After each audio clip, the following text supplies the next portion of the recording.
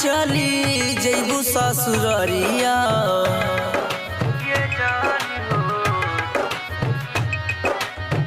होते भोरहरिया चली जैबू ससुररिया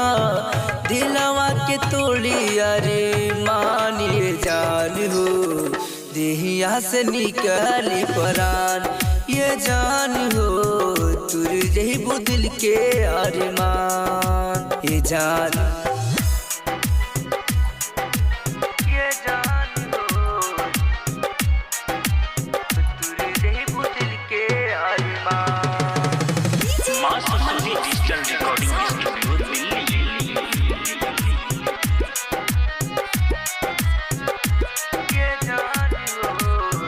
बनी के दुल्हनिया चली जैबू दूर देश में मिले हम आइब तोहसे पगला के भेष में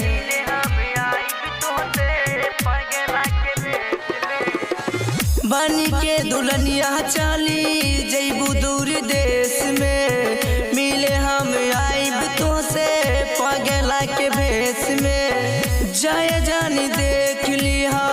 खिड़की से झाकी देखी हालात ना तू हो यहाँ परेशान ये जान हो देहिया से निकली परान ये जान हो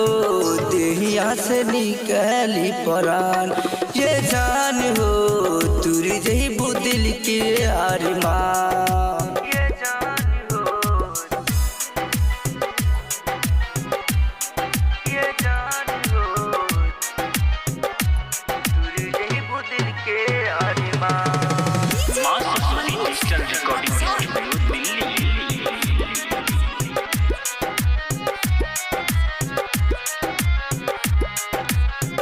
मारी जवाना तना सहलो न जाए तू भूल जैबू जाके हमें ना भुलाए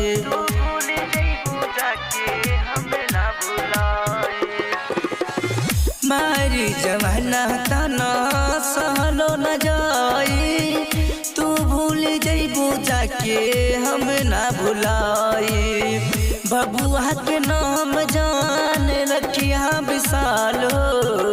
बबुआ के नाम जान रखिया विशाल हो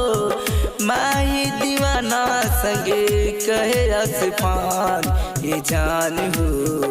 देहिया से निकली परान ये जान हो तुर जैबू दिल के अरमान ये जान हो तुर जैबू दिल के अरमान।